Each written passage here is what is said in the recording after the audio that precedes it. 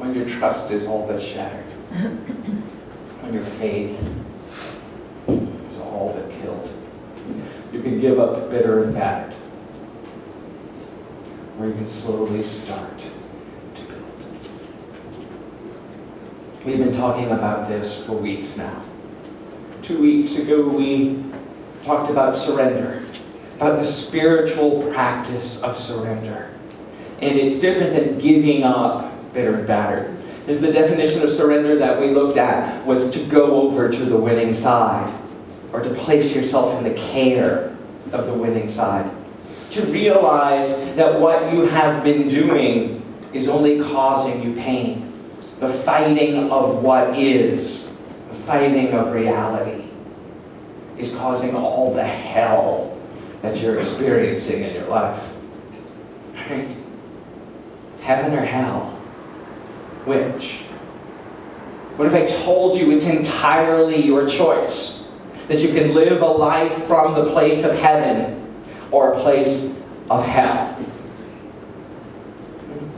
We talk here in Unity all the time about that heaven is a state of consciousness. Heaven isn't a destination, some place we go to after we die, but a state of consciousness that we can live in and breathe in and have our being in, right here and right now. But the same is true for hell, right? Even more so, right? In fact, if you're anything like me, you usually spend much more of your time living in hell than living in the heaven. Right? Small example. Yesterday was my son's high school prom, his senior prom. Right? Oh, he's so adorable. So cute. And his date was equally just as beautiful. And we hired a stretch limo for him, got the tuxedo. The prom was at the Ritz-Carlton. Not like my prom, right? And so there was some confusion with the stretch limo, and I had to go pick up, he and his best friend were sharing the limo, and I had to go pick up one of the dates and bring him to where the limo was going to meet her so that they could make it to the prom on time, because they closed the doors of the prom. Right? So all this drama, and I run around and I go get the date, and I bring her, and we get there, and the limo pulls up, and I say, okay, picture time. And he says, no, can't take a picture. And I was furious.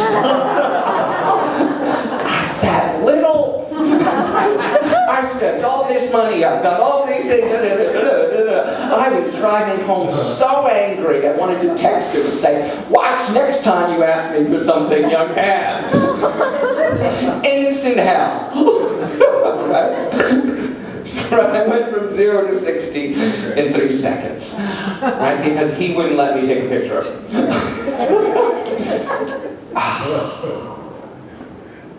What is. Made him uncomfortable. He doesn't want it.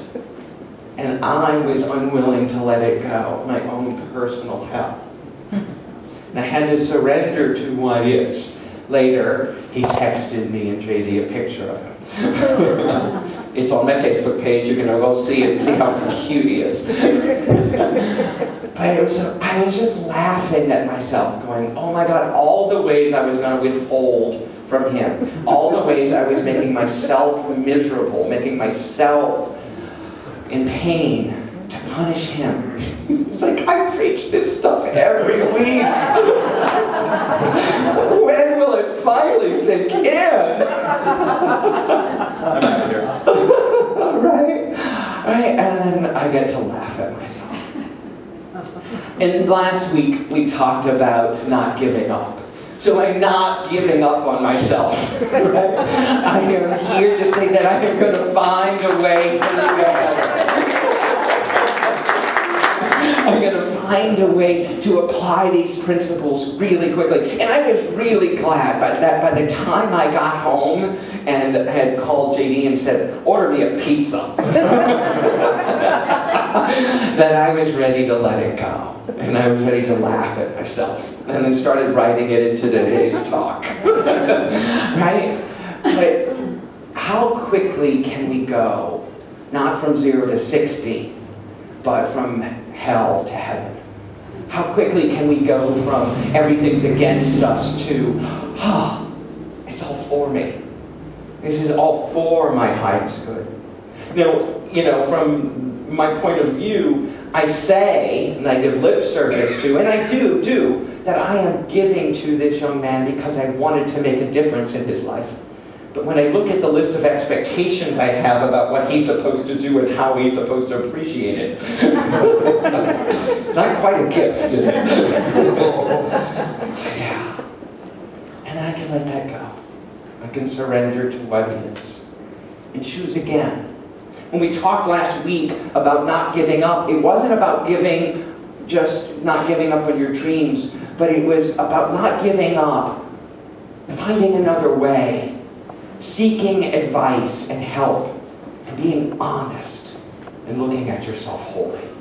Not giving up the higher goal, the higher dream, but actually giving up the way you think it's supposed to be, the way that you think God was supposed to make it happen. And then we use the Confucius line, it matters not how many times you fall, but how many times you get up. Right? So together, we've come to this place today, May Day, the 1st of May, a day from the pagan times that was celebrated as a place of rebirth and renewal, coming out of the winter into the fullness of spring. And it's used now to celebrate workers, right? It's adopted by the Communist Party to celebrate workers, but used by labor unions as well, all over the country, all over the world. And we celebrate this day, the effort and the possibility in renewal. But there's also another meaning for May Day, right? May Day, May Day, May Day. It means distress. It means the absolute distress call. Now, isn't that interesting? One put together as one word, May Day, and May Day meaning a celebration of life.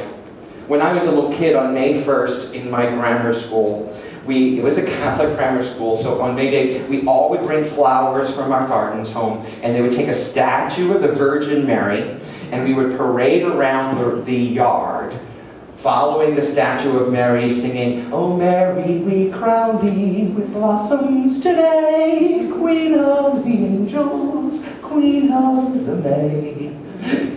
Every year, celebrating the divine feminine on May Day. Yeah, it was beautiful. And look, she remembers every line, every note. I'm singing of the song when you burst into it. It's entrenched in there, but there was something so beautiful about the ritual. As a kid, I didn't understand why we were doing it, right? But Mother's Day is in next week. Yes. Yes. And we would celebrate the Divine Mother on May Day, and with rebirth and flowers. So, as I was looking at both of these things this week, and understanding that today can mean May Day, I thought that was a great shorthand for what I experienced last night, right? From going to May Day, I'm in distress, May Day, this isn't going the way I want it to be, to celebrate it. Oh my God, my son, who 2 years ago didn't have a family, was dressed up in his tuxedo and on a date and hanging out with his best friend at the Ritz-Carlton. Right? And I was mad because he wouldn't let me take a picture. Mayday! Mayday. Mayday, how quickly can we use it to transform ourselves and our own consciousness from that of pain to celebration? You know, and we've talked about this before, but even in death, wow, even in death, there are those moments when you can celebrate. When we sit with someone when they're dying, we sit with a loved one knowing that this too is going to pass. We can celebrate everything that that person has meant to us. It may be painful. I'm not saying not to feel the pain, to feel the loss, and to feel the sorrow. But in that May Day call, there's also something to be celebrated. An instant mayday of, oh my God, I love this person so much. They have given so much to me, and I have so many blessings that I get to share with the rest of the world that they gave me. Every day is an opportunity to do this. In Psalm 118, it says, rejoice and be glad, for this is the day the Lord has made. This is the day the Lord has made. Now, if you read the whole psalm, it's not just all, as I like to call it, rainbows and unicorns. Right? It is a real psalm of pain and sorrow, but also calls us to rejoice and be glad in the midst of it. And St. Paul said, in all circumstances, give thanks. In all circumstances. Not just a few, not just the ones you like, not just the ones that go your way. In all circumstances, give thanks. Ooh. Now, careful, he doesn't say for all circumstances, but in. Right? In all circumstances. In the midst of the sorrow, give thanks. In the midst of the anger, give thanks. In the midst of the not knowing, give thanks. That's what we talk about here in our 365 Grateful Project. Right here, today, we can build a beautiful city. We can build a new world. We can start over. And we celebrate each step along the way. The Buddha says it this way. Let us rise up and be thankful. For if we didn't learn a lot today, at least we learned a little. So if my talk wasn't that inspiring, it was just a little inspiring, give thanks. And if we did learn a little, if we didn't learn a little, so if you learned nothing from today, at least you didn't get sick. Okay? So you're all still healthy? Yay! Okay, consider this. And if we got sick, so if any of you are just feeling a little queasy, at least you didn't die. So let's all be thankful.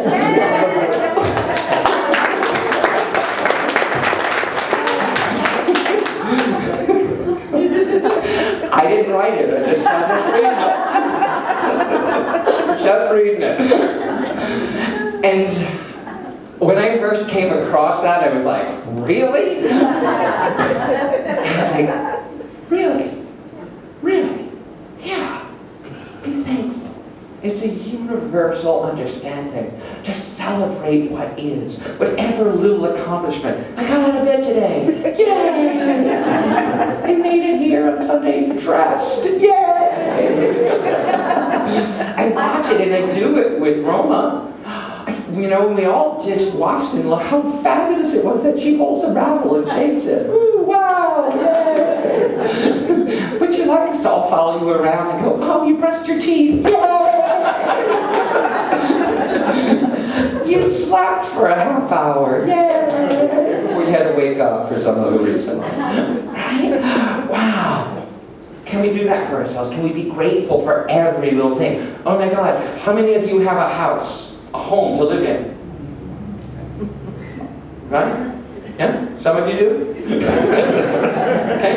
If not, do you have a car? Yay! We can take this to the umpteenth degree. We can choose to live our lives from a place of gratitude and celebration. Celebration of each little success. Celebration of each achievement. Celebration of each setback. Asking, where does this take me now? If I step back and surrender to this process, can I see a different way? Can I celebrate that it didn't work out like I thought it should work out? That's usually a good thing, trust me. I know some of you know that. Careful for what you wish for. Yes. But be open to celebrating everything that happens in your life. in this place, you get to choose. Heaven or hell. Heaven and hell are states of consciousness. Mayday, mayday. Or mayday. Mayday. Let's take this to our time of meditation.